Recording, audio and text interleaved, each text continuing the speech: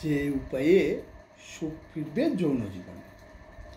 নমস্কার, উর্মি হোমিও হলের পক্ষ থেকে আপনাদের সকলকে জানাই আন্তরিক প্রীতি ও শুভেচ্ছা। আমি ডাক্তার দিবাকর দাস, একজন হোমিওপ্যাথিক চিকিৎসক। দীর্ঘদিন ধরে যৌন, মানসিক ও পুরাতন রোগীদের চিকিৎসা সেবা দিয়ে আসছে। বিছানায় উত্তেজনার ছিটে ফোটাও নাই।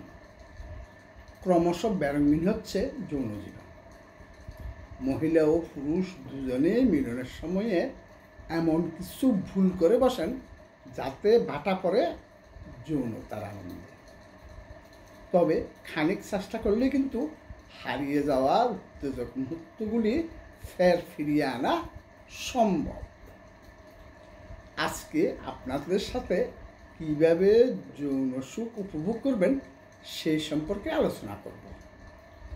তার আগে যদি আলোচনাটি ভালো লাগে তাহলে অবশ্যই চ্যানেলটি সাবস্ক্রাইব করে শেয়ার করতে ভুলবেন না এবং নতুন নতুন ভিডিওর আপডেট পেতে বেল আইকনটি অন করার অনুরোধ করছি।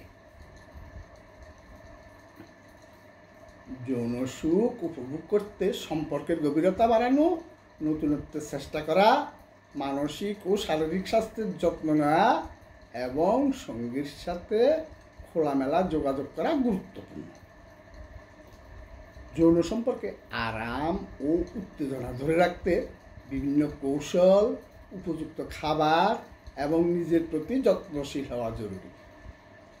সম্পর্কে প্রেম ও উত্তেজনা বজায় রাখা, প্রেমের উষ্ণতা বাড়ান।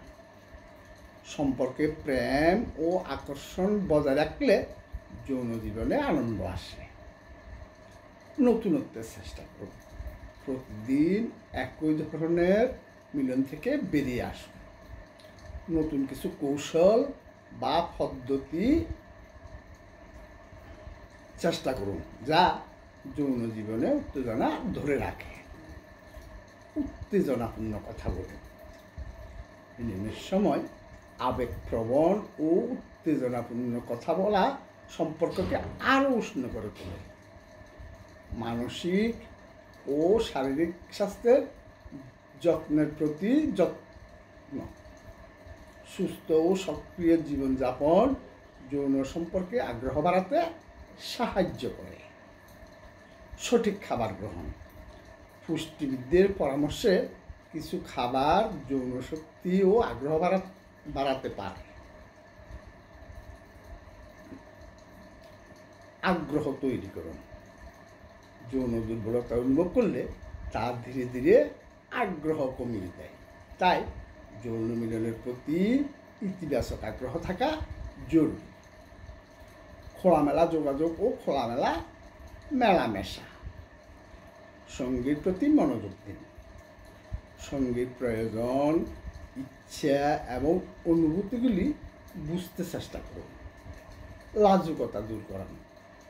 মিলনের সময় লাজুকতা পরিহার করে নিজের উষ্ণতা ও আবেগ প্রকাশ করুন।